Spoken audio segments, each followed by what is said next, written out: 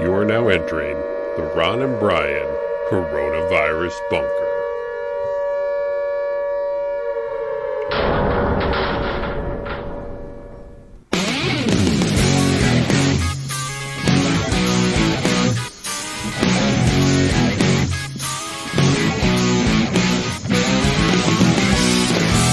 Hello, everybody, and welcome to episode 96 of the Ron and Brian podcast. I'm Ron, as always, joined by the head elevator usher at Madison Square Garden, Brian. Brian, how goes it this evening, sir? It goes well. It goes well. The famous Chinese proverb said, "May you live in interesting times." And I'm going to tell you something, Ron. This past week, I would have to say we saw some very interesting current events going on. Lots to talk about this week. No question. So let's get things started with a nice drink. Drink of the week. Na zdrowie. Salud. Salud. Drink of the week. Sláinte. Prost. Drink of the week. So Drink of the democracy week. taking Drink of the hold week. not Drink just of the in week. South Carolina, not just on Super Tuesday, but in the Ron and Brian Drink of the Week poll as well. A very decisive and conclusive winner this past week from White Elm Brewing. I guess I think it's supposed to be like a Canada homage, so I guess because it talks Is about White Elm- getting a double at Timmy Hortons on the can, so that's why I assume that's what this is supposed to be. This is a stout made with maple syrup, cold brewed coffee, and lactose. Wait a second. You know I'm lactose intolerant, Well, right? you're going to have an issue later on in this episode. But I have to drink it. The people have voted, and I'll take a sip first here. All right, because I'm a little concerned. I'm a little concerned that I will explode my drawers. I mean, listen, you gotta make sacrifices for the podcast. It's not bad. I'm not Ron? gonna lie. Okay, not bad that's Tavor, the nice people at Tavor, when they said that they were going to curate the Ron and Brian Drink of the Week poll. They did not tell us that it was going to be not bad. They said that it was going to be some of their most delicious tastings that they offer. Well, have a sip there. I think my issue might be I don't know if this is necessarily as cold as it should be. Hopefully you have a properly chilled can there and can tell me your thoughts on it. There's a lot going on here. A lot of it's the complex. flavor profile. Mm-hmm. There's a somewhat sweetness. You definitely taste the cold brewed coffee. I don't feel like I'm drinking a beer here. Okay, what do you think you're drinking? I feel like I am drinking an iced coffee with a little honey in it. And that's kind of, I think, the angle they're going for. So it sounds like they nailed it. I just need to refrigerate this a little bit more, clearly. But I like it even a little bit warmed up. What was why? Any reason why it's not refrigerated? I mean, might be having an issue with the beer fridge. Got to look into that a little bit. You obviously need to That's a have shame. a well-functioning beer fridge. So anyway, overnight celebrity losing for 2 weeks in a row now, becoming the vodka gimlet of the drink of the week. We will have to put it up again against another beer this upcoming week. See if it can get off the schneid, as Chris Berman would say. So check out our Facebook page. We'll have that drink of the week poll up shortly. Brian, any thoughts on next week's drink? I think next week's drink, obviously, the one thing that Ron and Brian here, we do not discourage quitting. We believe in persistence. We believe in staying the course. 1,000 points of light. Overnight Celebrity will be back next week. I'm looking at quite possibly a mocha vanilla stout. If the voting public crushed Overnight Celebrity with I think Mocha Vanilla Stout from 903 Brewers is going to duplicate those efforts. But you want to know something? We don't give a fuck. Overnight Celebrity will be back. Okay, we'll look forward to it. Now, normally this would be when we roll into This Week in Racism, but yet again, not a lot of top-notch racism this past week. Clearly, people too concerned about the coronavirus to hate one another, so I would be remiss if I didn't tee this up and say that Hans Berglund on the bench one more week till we find him some competition. Brian, thoughts? Listen, we're just going to go. We're just going to say that Racist of the Week is something that really brought this whole podcast together, and the thing that made that really elevated this segment over others is the fact that we brought incredible, absolutely incredible racists. And the fact that Hans Gruber continues scaring away all competitors, nobody's even willing to get into the ring. I mean, I think when he sat there and said to his Uber driver, I am an exceptional thief, Mrs. McLean, and since I'm moving up to kidnapping, you should be more polite. I mean, we all sat there and said, holy cow, we're not going to have any more racism this week. All right. Well, welcome to the party, everybody else. In the meantime, keep an eye out. Let us know about the racism you see in your area, especially that with good audio and video to go along with it. In the meantime, let's beef it out.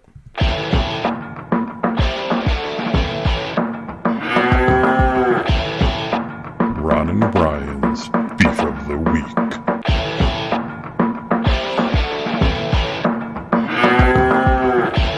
Brian, what's bothering you this week?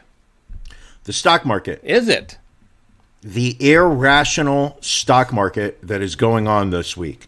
I think as two savvy people like you and I, and I know we're going to have really angry money later, so I'm not looking. I'm looking very much forward to hearing the career advice, the life advice that you're going to be offering later. When maybe this is something that we will bring up and you'll explain. So maybe if I'm addressing something that you've got planned, but what is bothering me is over the past week, the yo-yo of stock market results on a daily basis, up 4 points, down 3, up 2, down 4. It is just a seesaw of emotions going on. My 401k, my retirement, I am seeing literally ups and downs that are making me very uncomfortable. I'm along for the ride. And what I don't understand about the stock market, today it lost over 1,000 points of light, is that how can something yesterday that drove the market up over 2.5% today knock it down over 4, when really nothing happened today in this world that was not expected yesterday? Well, I think the confusion is some days you have people, they go out to work and they're buy, and then other days they go in and it's sell. So it's definitely very up and down. As you mentioned, we will speak about that more during Really Angry Money later on. I will try and bring you back down to earth, hopefully calm your nerves and give you some good advice. I would appreciate that greatly. I will do what I can. My beef this week, Brian, is the coronavirus panic.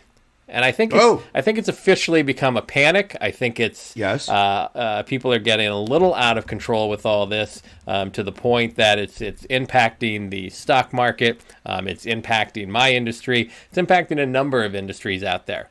We have people just literally had someone this week that wanted to cancel a meeting in Philadelphia because one person in New York State had been diagnosed with coronavirus.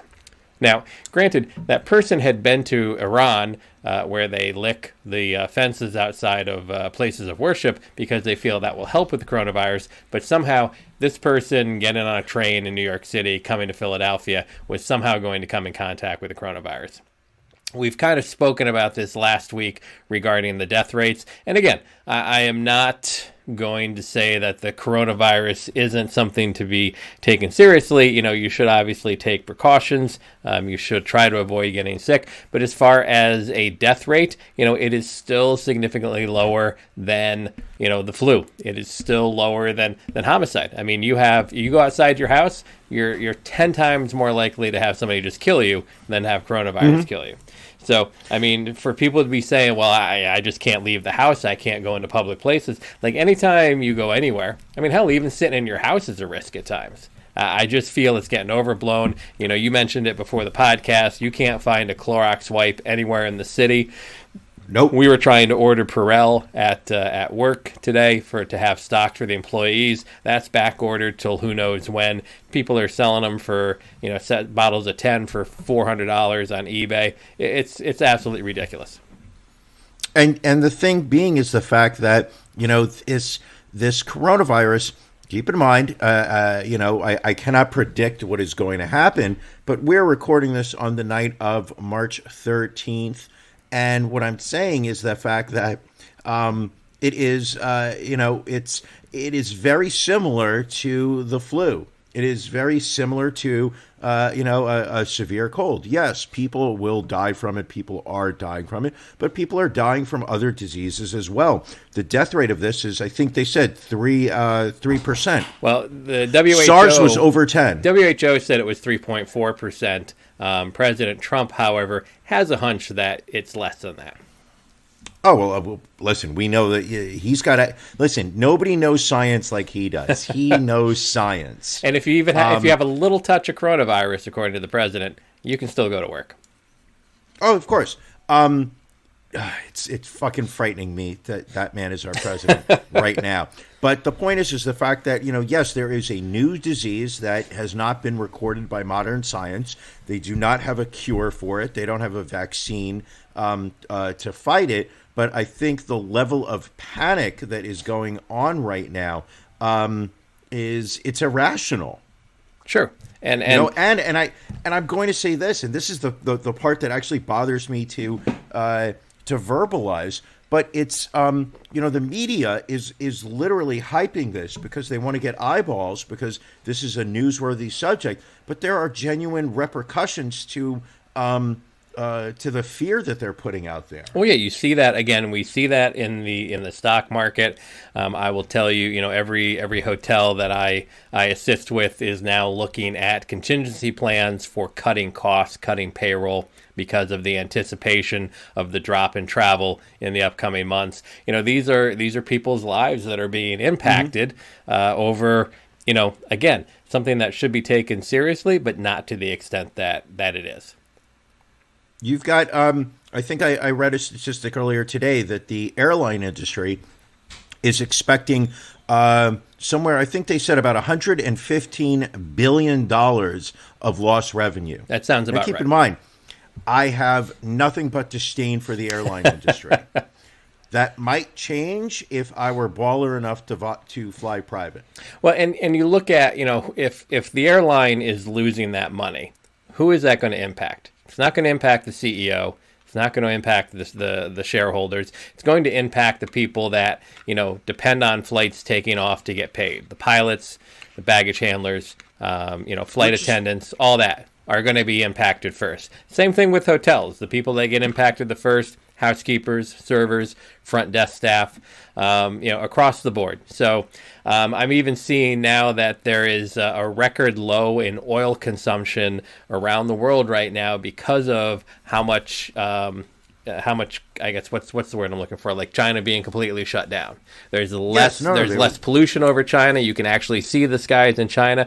But the funny thing is as oil usage goes down, the price of oil is just going to go up. So you're going to see that reflected very shortly in the price you pay for gas at the pump soon as well. Yeah, it's fucking scary. I mean, it's the fear that is going on, the economic impact, the disruption that this virus has caused is really out of proportion to the threat that it ought. Like AIDS was so much worse. Yeah. Now, there is two things I've seen online that I will agree with is, you know, one person made the comment that one thing this coronavirus pandemic shows is that we as a society are only as safe as the least protected people in it. So you have all these people without health insurance. They're the ones most at risk. They can't afford to get tested for coronavirus. So where you and I might have good health care, it doesn't matter if we're around 200 people that don't have, you know, the health care coverage to be taken care of when they're sick. the other part of that is just sick time. How many businesses, don't give employees proper sick time, so they have to go to work when they're sick. Or even if you do call out sick, how many bosses are of the mindset of, well, are you really sick or could you come in today? Like calling out sick is frowned upon, but it's something that should be more accepted in the workplace because, again, I don't want somebody, regardless of whether it's coronavirus, flu, stomach bug, whatever, I don't want someone coming to work when they're sick and possibly spreading it around the office. Not to humble brag here, but I participated in a webinar earlier today that was put on by the Society for Human Resources Management. Would that be SHRM? Yes. And one of the things that they said was that they would not be surprised if the one of the permanent results of this coronavirus scare is that we take a different approach to doing business.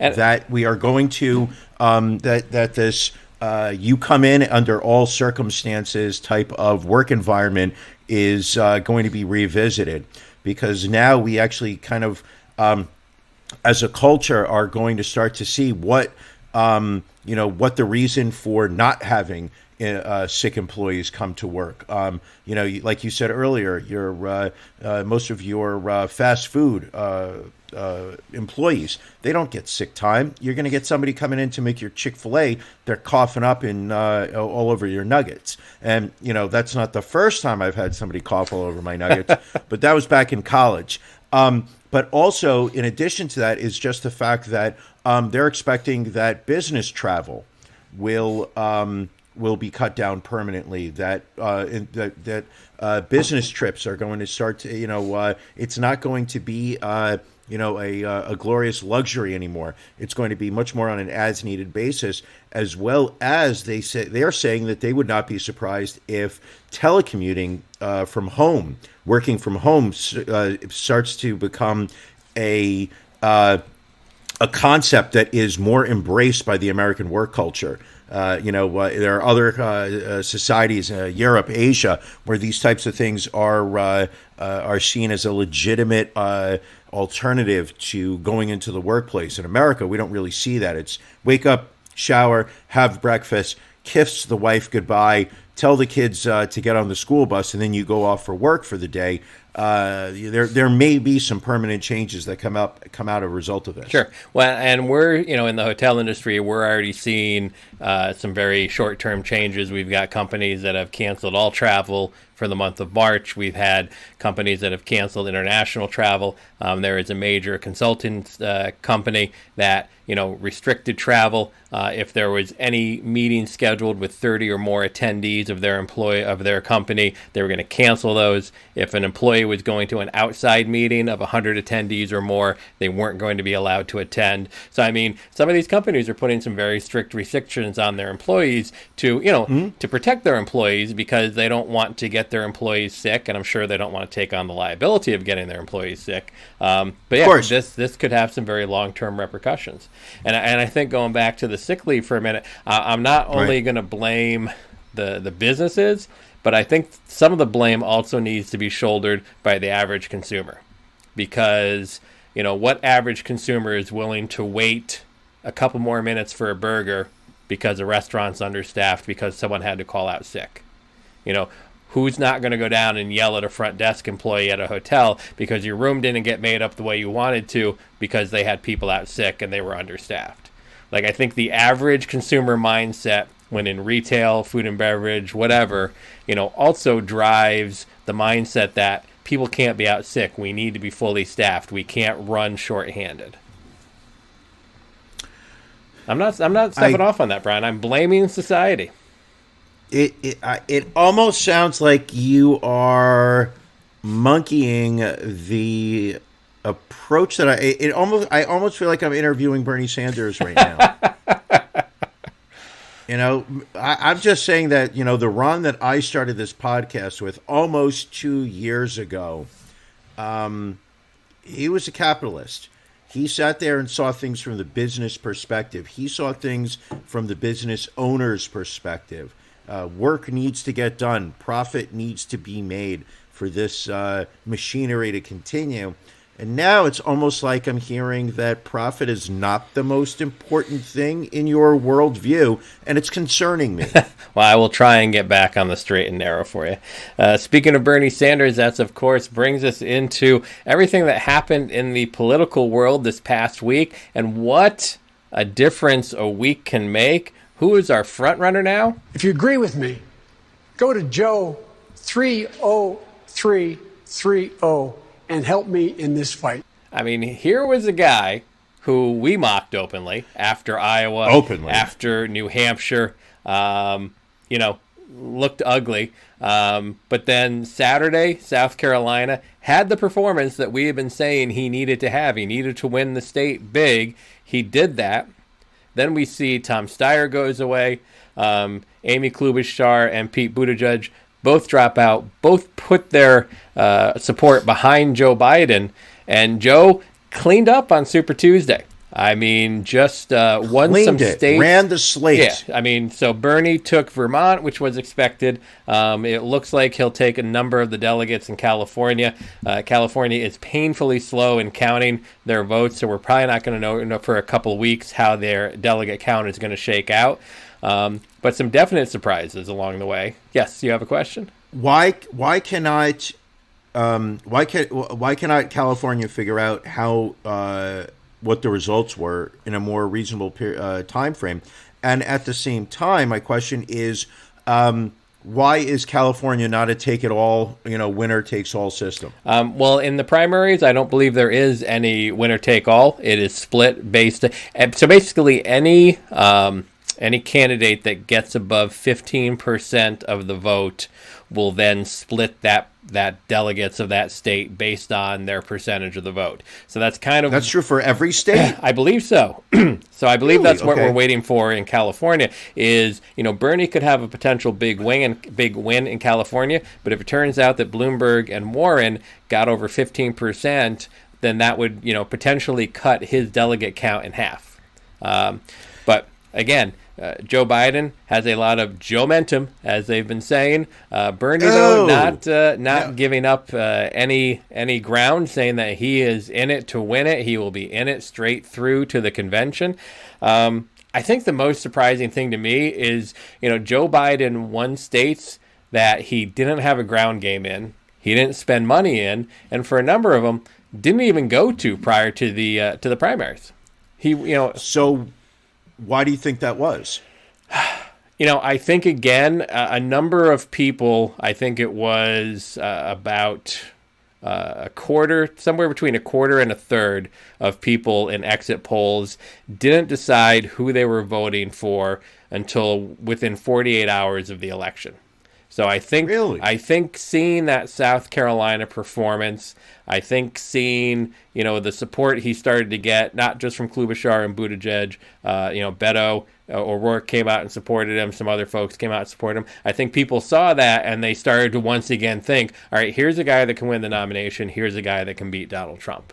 The youth vote did not turn out as Bernie expected or would have liked. Voting numbers were up. If you look at Virginia, for example, they almost doubled the voters that turned up for the primary in 2016, and Biden carried the state. Biden carried Massachusetts, which was a shock. Bernie had been a 78% favorite the week prior to win Massachusetts, and he came in second. But my question is this: do you believe, and I think you follow these things a little bit closer than I do, but it clearly seems to be a ploy by the Democratic Party establishment that they were, and this is the way I see it. You tell me if this is a reasonable viewpoint, but it felt like the establishment got nervous with the momentum that Bernie was having. I don't think there's any question of that. And in a very short period of time, Pete Buttigieg gives up. What's her face? Amy Klobuchar gives up. Bloomberg gives up and immediately sidles up to Joe Biden. Yeah, I think you will see, I'm sure as always happens in politics, there were promises made. I'm sure, Pete Buttigieg will probably run for governor of Indiana. I think you will see the DNC back him. I think when Amy Klobuchar is up for re-election, she'll get a lot of support. I'm sure there were deals made, is the point being. There was a lot of talk that Mike Bloomberg was pressured on Super Tuesday to drop out, which he did the following day. Again, only able to carry American Samoa and get 6 delegates. I think it worked out to it cost him about $77 million per delegate. So not a great showing there. And then today we lost Liz Warren, who had such a great showing at the debate a few weeks back, but again couldn't carry any states, couldn't even carry her home state. Came in third in Massachusetts, behind Joe Biden and Bernie Sanders. Brian, oh no! Brian, please tell me I don't have to get that. Ron, you do not have to open that door. Hold on, maybe it's the fridge repairman. Hold on. Nope. No. Ah, shit. Senator Warren, you're back. I'm back again, boys. Out of the race and in your faces. Jesus. I mean, I added extra security. How are you always getting in here? Security can't stop me. Nothing can stop me. Except for misogyny and the mainstream media. All right, that's fair enough. I'll give you that. You seem a little out of sorts tonight. I've been playing a little drinking game. Every time one of you says something stupid, I take a drink. So I'm pretty lit. Okay, well, I mean, I guess after dropping out of the race, we can certainly understand that. I may be out of the presidential race, but I'll still be stalking Bloomberg. He's not out of my crosshairs yet. Well, wait a second. Mike Bloomberg, I'm sorry, Senator Warren, but I think Mike Bloomberg he really put his best foot forward. I think that he had a rough week, and maybe you want to take it easy on him right now. You're in New York City too, aren't you, Brian? Play nice, or I'll toss a pipe bomb in your window. Ooh. Damn. She's going to... What is this, 1976? I don't know. Well, Senator Warren, as we were just mentioning, poor showing across the board. Couldn't carry your home state, coming in third. Your thoughts on your fellow citizens of Massachusetts? Those mouth breathers in my state root for the Patriots and the Red Sox, so they don't know how to handle someone with integrity that follows the rules. All right, fair enough. But I assume you will go back to leading them with professionalism and poise? When I get back to Congress, I'll be introducing a bill that will allow me to sodomize any masshole I want with a plunger. Whoa. All right, well, hopefully we see less of you in the future. Don't forget, boys, I'm always watching. Bye, bitches. Oof. It's what I find interesting is that she's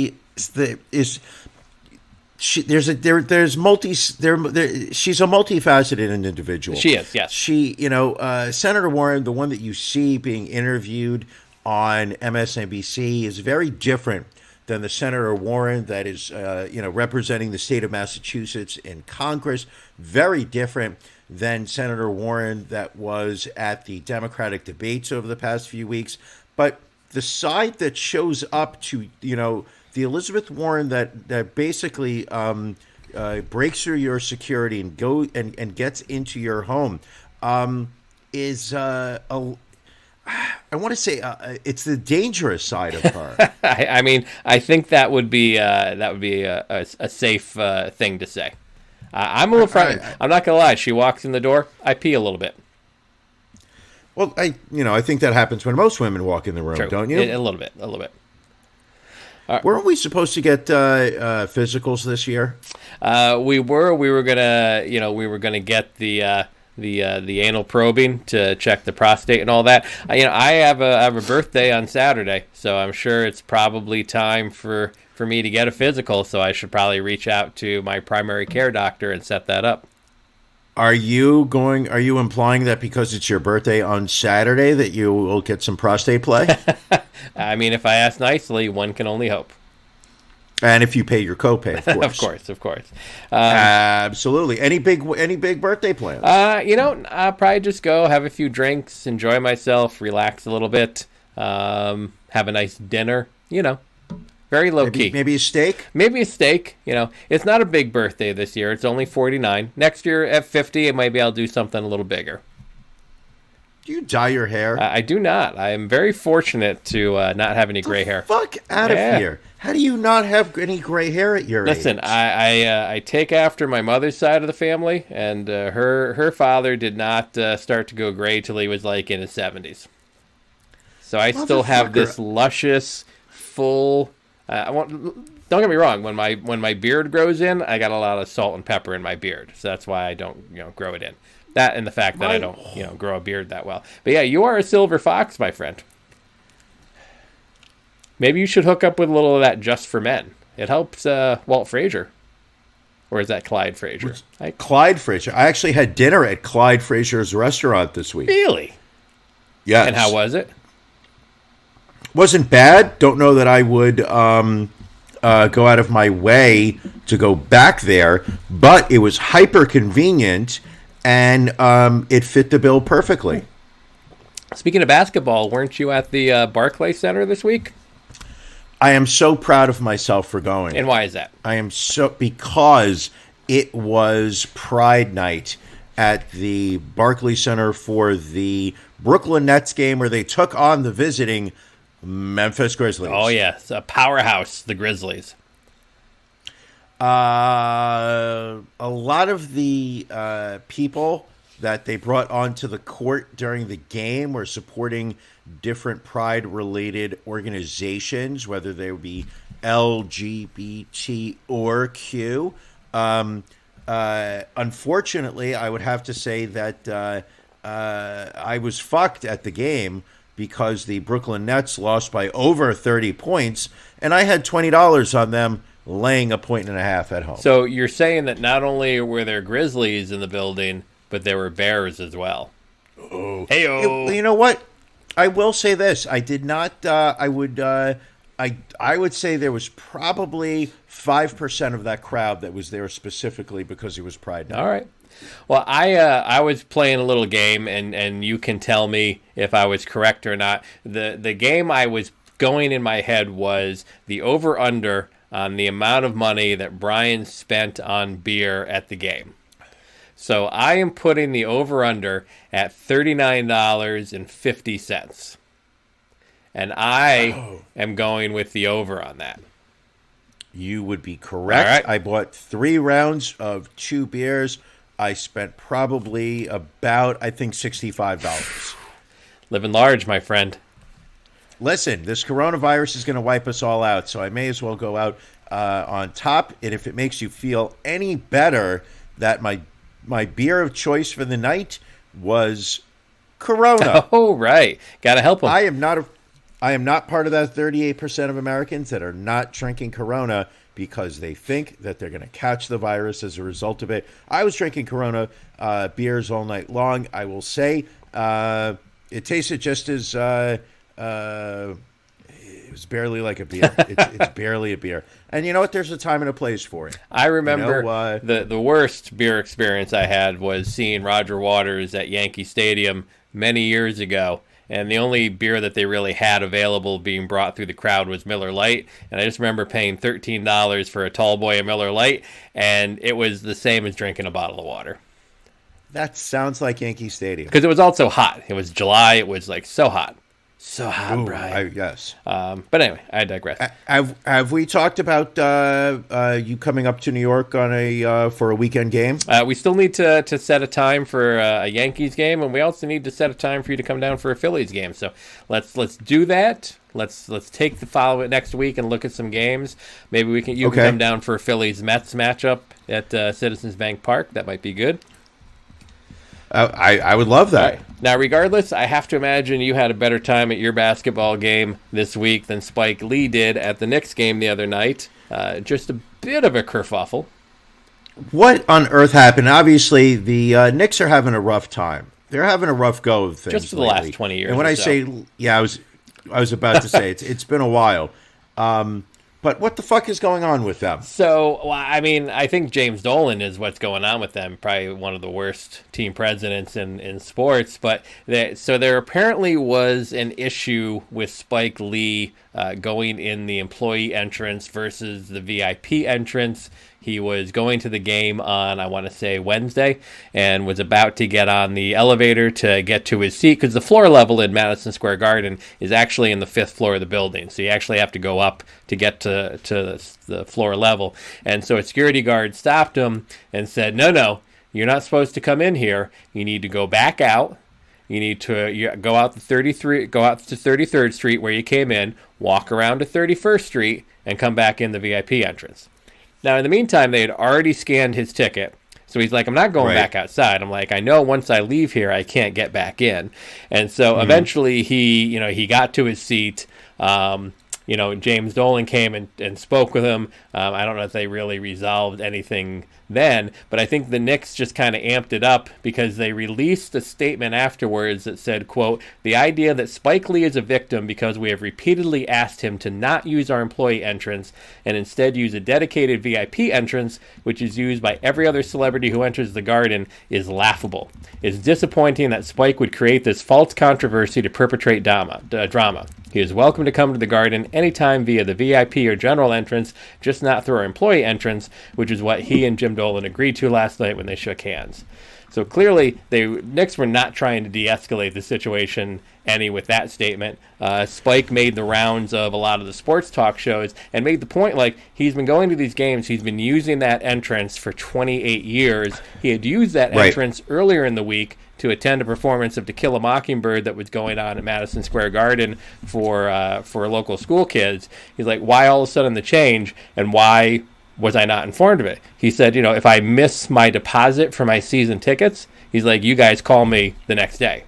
If this supposedly happened, why don't you call me? And you know what he spends for his 2 floor seats? I'm going to guess $200,000. The number I heard was $300,000. Yeah, for the Knicks. Yep. And that's his point. He's like, I mean, is there anyone, players included, that is more synonymous with the Knicks at this point than Spike Lee? Not at all. And not at all. He is the Knicks fan base. Right. He is stuck it out. I think it's time that the Knicks start to see him as their inside man. I think they need to do the right thing for him. I feel like Spike has been bamboozled inside the town of Crooklyn, and he goes to those games, and he got game. And do I keep going? I mean, I wanted to see how you were going to work either Malcolm X or Black Klansman into your little rambling. Neither. I was probably gonna try and end on Mo Better Blues, but I just kind of hit a wall. I understand, but and again, I'm not a Spike Lee fan. In fact, I don't think I've seen a Spike Lee movie. I'm going to go out and say that. Ever. I don't believe I have. Okay, well, let's name. You never saw Do the Right Thing. Did not. Did you ever see Black Klansman? No. Malcolm X? No. Inside Man? No. That was with Denzel Washington, right? Oh my God, that is a great movie. Did not see it. Oh no, highly recommend it. Jungle Fever? No. She's Gotta Have It? Nope. 25th Hour, Ed Norton? Nope. Okay, write down Inside Man, right. 25th Hour. Right. Those are the 2 movies that you have to see. What about School Days? No. Bamboozled? Nope. Crooklyn? Nope. Mo Better Blues? No. Chirac? Now I think you could honestly just be throwing out random words right now, and I couldn't even tell you if there were Spike Lee movies or not. Not done yet. He Got Game? No. Clockers? No. 4 Little Girls? No. Old Boy? Nope. Summer of Sam? When I tell you that I have not seen a Spike Lee movie, you have to trust me that I have not seen any Spike Lee movies. But regardless, I believe Spike Lee in this instance. Like, it seems like why would he pick this fight? Like, James Dolan to me seems like a prick in the way that he's like, he had Charles Oakley arrested at a game one time. Like, he just seems like a complete asshole. And the other point that Spike Lee keeps making, which is a good point, is if he was not supposed to come in the entrance that he came in, why was someone there to scan his ticket? And why was there video footage of it? But I'm not done with the Spike Lee movies. Here are a couple more I want to see what you've seen. Have you ever seen Jada Fire is Squirt Woman 3? I don't believe that's a Spike Lee movie. Semen Demons 2. Now I think you've gone off track. I think perhaps you're what about into Breast Worship? I have not. The Load Warrior. Anyway, let's move on, shall we? Space Nuts. But I will try and see Inside Man and 25th Hour. Taboo 2. Well, Brian, I think we have waited long enough to roll out this new segment, Really Angry... Tales from the Toilet. Really Angry Money. Oh, I've been looking forward to this. I even got a little background music. Hold on, a little piano version. Oh. All right, well... As we have discussed previously, we need to try and educate people in ways that they can invest their money. No one wants to work the rest of their life. I barely want to work right now. And it's not just the top 1% that can make money on investments. So we'll be talking a bit about the stock market, and I'll be giving you some of my picks in ways that you can hopefully make some money in the coming months. As always, as we say, playing the market, investing is just like gambling. Don't spend money that you can't afford to lose. In fact, I always like to say, just automatically assume you're going to lose money when you make an investment. And then you'll know if you want to make an investment or not. So, Brian, are you familiar with an app called Fundrise? No. So that's Fundrise. So this is one that I got into last year. Basically, it allows you to invest in real estate. You can do so with an investment as low as $500. If you do invest $1,000, it does open up some more investment opportunities for you. And so basically what you do, it's a pretty simple process.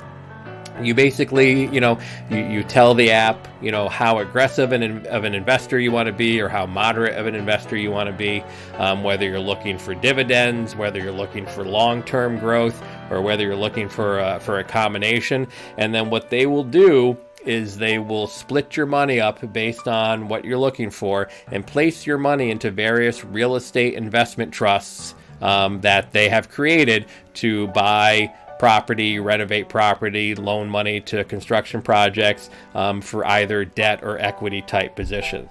So it's kind of a cool looking app. And once you are in there, you can actually go in and look and see. So right now, my money is split among 74 active projects, and you can actually scroll through. And Brian, I'll show you the app right here, how it actually will show you different projects on the screen of your phone that they're investing in. Get out of here. And so you can see what they're doing. Like I'm in an apartment complex in Las Vegas. I'm in a commercial renovation in Los Angeles. So again, they do it one of two ways. If they do it as an equity deal, they will give you a range as a projected return. If they're doing it as a debt deal where they're just giving money at a loan, they'll give you whatever the interest rate's going to be. So they have typically ranged anywhere from 8% to 20% returns on an ongoing basis. It's been around for about 3 years now. So I've been in it about half a year. I would say I've seen about a 4.5% return so far. So not too bad. The returns, again, are going to depend on when they exit out of certain projects or when certain loan payments are being made. My only caution here is that this is not a very liquid investment. If you're going to take money out, you can only do so every quarter. But again, even if you get 4, 5, 6% annually, it's still a better return than just leaving money in a checking account or most savings accounts.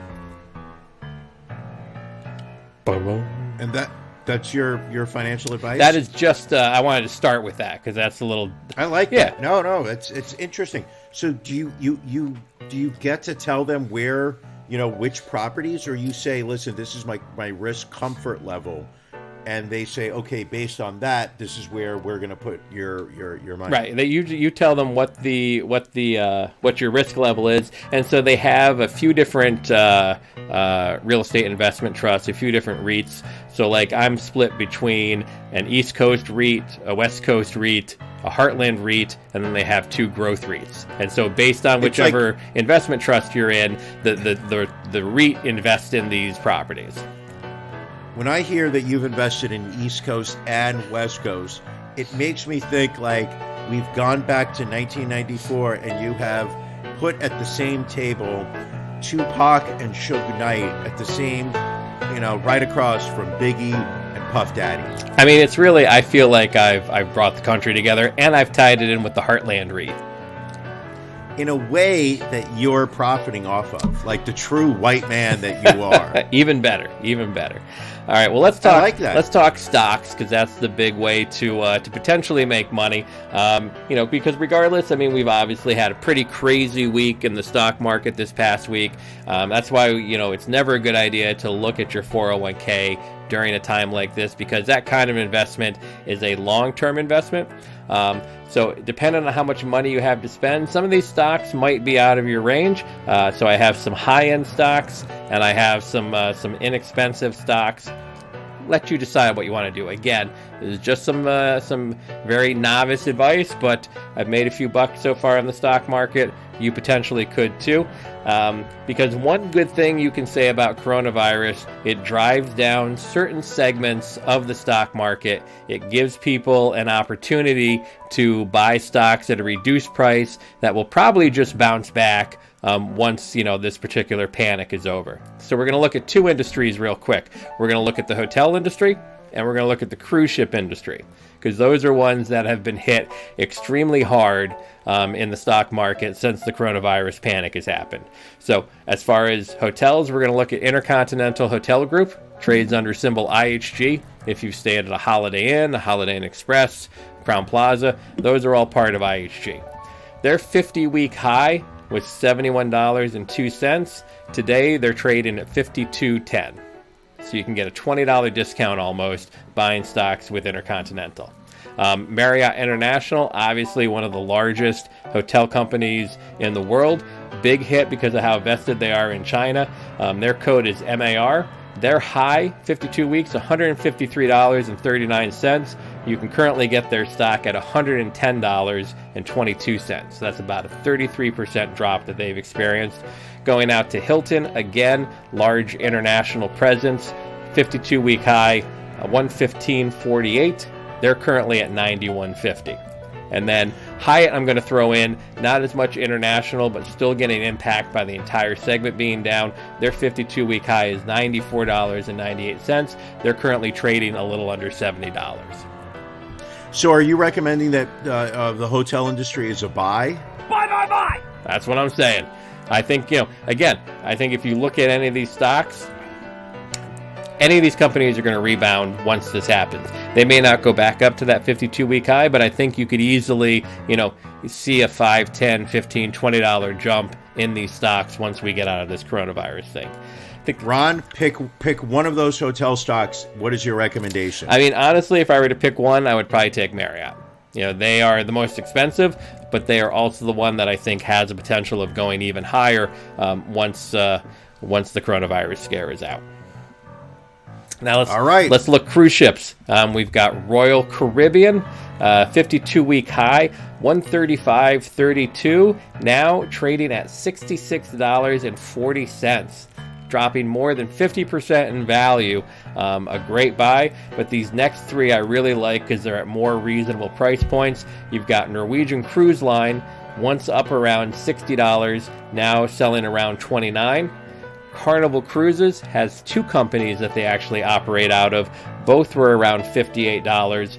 One selling at $28 now, the other selling at $27. The cruise business is going to bounce back once people are willing to travel again. You could definitely, I think, double your money there. Really? Really, I think so. Now, what period of time are you setting this for? I think, if you are looking at hotels and cruise ships, I think you need to be willing to roll for about 6 to 12 months. Okay. I can do that. Now, if you want some less expensive alternatives, I'm going over to the energy segment now. I've got two companies that I've been looking at. One is called Fuel Cell Energy. They do fuel cell power plant production and research. Their 52-week high was $3. They're currently sitting at $1.96. I think they're going to continue to go down. If you can grab that stock at about $1.75 or $1.50, I think you can turn that around and make a quick profit. And that's really where I think if you're a starting investor, trying to get these lower price stocks is a great way to do that. Let's say you put out some cash, you get about $200-$300, two or 300 shares of that stock. Even if it goes up $2 or $3, you can pull $500-$600 out and increase your cash that you're going to be able to invest with. Also, Plug Power. They provide alternative energy technology, hydrogen and fuel cell systems. Their previous high, 605. They're currently trading about 450. I like them if you can get them around 4 to 425. So you're how do I say this, bullish on the stock market right now? I am. It's a time to buy. Here, I'm going to give you some picks from my own portfolio that I think you could do well with. First one is Glue Mobile, GLU. They design, market, and sell mobile games. Some of them you might be familiar with are Diner Dash, WWE Adventures, and Tap Sports Baseball. Their high was around $12. I got in at $5.25, and they're currently at $7.10. I still think there's more money to be made there. Minerva Neurosciences, they are a clinical stage biopharmaceutical company. Their 52-week high was $9.56. I got in around $5. They're currently at $8.50. Again, I think there's still some upside there. What else do I have here? Oh, and this is one I'm huge on, my friend. This is one I'm going to tell you, Brian, to go out, get this stock tomorrow. Pacific Drilling. PACD is the code. They provide global ultra deep water drilling services to the oil and gas industry. They recently lost a $320 million arbitration award to Samsung Heavy Industries, which just decimated their stock price. Their high was a little over $15. I got in around $4. They are currently trading at $1.23. And I think they are appealing that arbitration decision. I think they could easily jump back up into the $5, $6, $7 range.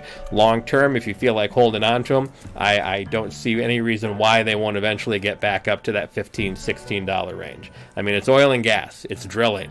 That's not going away anytime soon. The only reason their stock is so low is because they have to pay this arbitration award out. So obviously that's going to impact their profitability. But again, you get yourself a couple hundred shares at $1.25, you could make yourself some money. Any questions, Brian? No, I'm good. You're good? You sure? I think the level of detail that you just went in was rather impressive. All right. Well, thank you. I just like this music. I don't know why. I didn't even get to use a lot of my my really angry money sound effects. If it makes you feel better, yes. I just bought 25 shares of Pacific Drilling. Just 25?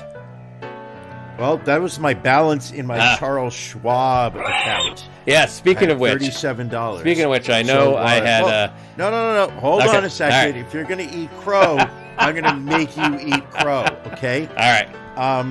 Earlier this week, you and I were talking about a variety of different investment options. I have no idea what you're talking about. And I decided to let you in a little bit on my financial situation, and I was actually quite proud to let you know that I use Charles Schwab to manage my investments, and I believe your phrase was "Okay, Boomer," because there isn't a cool app that does fun things. And I questioned you on what app you use to buy your stock, and you sat there and you named something. Was it Bobbin Good? Was it Flobbin Schmud? No, I just oh yeah. It was an app called Robinhood. That it was. You said is where you like to that you trust your investment income. And one of the things that you said earlier, which I think is actually very important, all joking aside, which is that if you are going to invest money in the stock market, regardless of the volatility of the current financial environment, you have to accept that money is going to be at risk. Yes. In an uncontrollable way. You can't sit there and use your rent money. This is not like taking the Greyhound down to Atlantic City and Daddy's going to pay the bills. How's your Robinhood app this past week? So Robinhood definitely had some issues on Tuesday and Wednesday this week. Yes. Due to the high volume of trades. Their system went down on Tuesday, was pretty much down for the entire day, could not do any trading while the market was open. Similar situation on Wednesday. They were down only for about 4 or 5 hours at that point, but still not a good look for them. So I have found an alternate brokerage that I have set up an account with, and will be shifting my stocks out of the Robinhood platform very shortly. And the name of this brokerage that you're going for? I will be going with TD Ameritrade moving forward. Okay. And again, all right. not that I have an issue with Robinhood's app going down. It's not like I need the ability to trade on a daily basis, but I feel for having been down for a day and a half, that will be the death knell for that company. I think the number of class action suits that will probably be coming out against them by their traders will probably decimate the company. Well, I think it boils down to the fact that when their customers depended on them to be able to access their investments and make changes, Robinhood was not there. No. And especially on Tuesday, people... because the market had really tanked on Monday. And again, if you were going to buy, Tuesday was the day to buy. And you had individuals that had their money tied up in Robinhood that could not make those investments.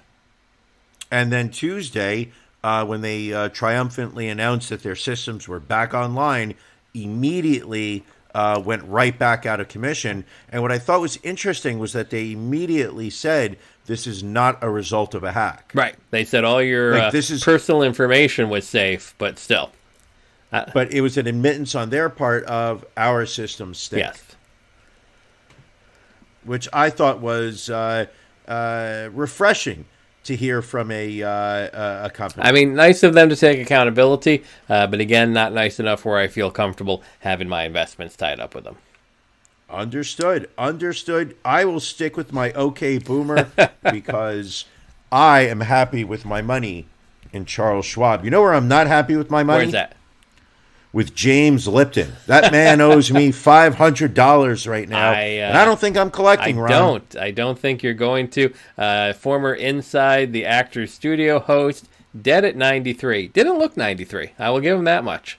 I mean, I know he dyed his hair and his beard, but still, looked like a man in his 70s or 80s. Yeah. How old was he? 93. Jesus. Passed away. I would imagine that cancer. I would imagine that there was some plastic surgery that went on there. Very possibly. I didn't realize he had been an actor previously. Yes, absolutely. I did not realize that James Lipton was an actual human being. I thought it was a character that Will Ferrell had written for Saturday Night Live. So you thought he was just completely made up? No, I actually remember watching Inside the Actors Studio with my mom when it was on TV. She loved that show. I can never understand why. Yeah, it was not something I was never caught my attention when it was on, and I got real tired of hearing, "Hey, do you know Bradley Cooper had been in the audience at one point, and then he was on the show?" I think that show, I think it was very the market for that show is very specific. Yes. It was for actors. It was for people that loved the art of acting.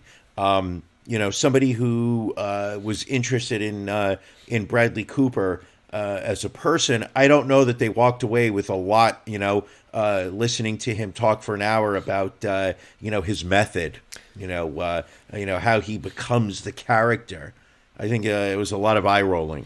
I mean, at least in my head. A very broad career that he had. I mean, he was a soap opera actor. He did some radio work back in those days. I believe he was on the Lone Ranger show on the radio. He wrote lyrics for the 1962 Broadway musical Nowhere to Go But Up and the 1967 musical Sherry. Published books. Also published a novel called Mirrors, which was later turned into an NBC TV movie. So a real Renaissance man when you look at it. Go figure. I mean, go figure. It's right. And so he was the dean of the Actors Studio Program from 94 to 2004, becoming the dean emeritus in 2005. Not quite sure what that means. Well, that's what it means is that he's no longer like the working dean. He's more of just like, he holds an esteemed place within the organization, though his active duties are very limited. Yep. That is my understanding of emeritus. Definitely a legend who we lost this week. Also lost a business legend this week. No. There is no way that we are going to slide by a conversation about James Lipton. Yes. And you are not going to answer 10 questions. All right, fine. By Francois Pivot. How did you know? I just had a feeling. Okay. All right. Ron? Yes. What is your favorite word? I'm going to go the Kiefer Sutherland route and say it's Greek gravitas. What does that mean? I'm not quite sure, but it's Kiefer Sutherland's favorite word. Ron, what is your least favorite word? Coronavirus. What turns you on? Podcasting. What turns you off? A broken beer fridge. What sound or noise do you love? That's a good question. Beer fridge? A working beer fridge. What sound or noise do you hate? The alarm clock. Ron, what is your favorite curse word? Douchebag. What profession other than your own would you like to attempt? Firefighter. What profession would you not like to do? Podcaster. If heaven exists, what would you like to hear God say when you arrive at the pearly gates? You were right the whole time. Have you ever had a finger in your butt? That I have not. You're missing. I know. All righty, there you go. That is our James Lipton's questions as answered by Ron. All right. So again, moving on to our next celebrity death, Neutron Jack Welch, former CEO of General Electric between 1981 and 2001, passing away at the age of 84. Definitely was a man who led the resurgence of General Electric, doing so at the expense of most of the United States employees employed by General Electric. Those of us that grew up in upstate New York certainly remember the downturn in our local economies as he shut down local plants because, hey, it was just cheaper to move those jobs overseas and down to Mexico. But hey, by 2006, his net worth was $720 million. So, fuck us, right? He did pretty well in the grand scheme of things. When he retired, he received a severance payment of $417 million. It's a little offensive. No, honestly, the guy from WeWork walked away with $1 billion. Oh, yeah. Well, but $417 million in 2001. I mean, adjusted for inflation, that has to be up there a bit. I believe the term you're looking for, Ron, is buku cash. Yes, I would say so. So Jack Welch, Godspeed, and then one last death this week, Joe Coulombe. Might not be a familiar name to you, but the markets that he founded he founded Trader Joe's Markets back in the day in California, passing away at 89 years old. I didn't even know there was an actual guy named Joe. So apparently he was running some sort of drugstore chain back in the late 50s. We all were. We all were back then. It was a crazy time. But apparently when 7-Eleven made a push into Southern California in the 60s, he began transferring his stores into these Trader Joe's concepts and made a fortune selling, some lower cost items like his famous $2 Chuck wine that you could get for $1.99. And I didn't realize this. He had sold Trader Joe's to German grocery retailer Aldi back in 1979. Get out of here. I did not know that. Do you know that I am freaked out by Aldi? And why is that? There's one right in my neighborhood. Okay. And I walked in once, and I did not recognize any brands. There was not one item where I could sit there and say, "Oh yeah, I could buy that in Key Food or Stop and Shop." Like every brand was different. If you go into an Aldi and you aren't prepared for it, it's a very disturbing experience. It felt like Back to the Future. So where I woke up and everything looked like where it should be, but nothing was what I was expecting it to.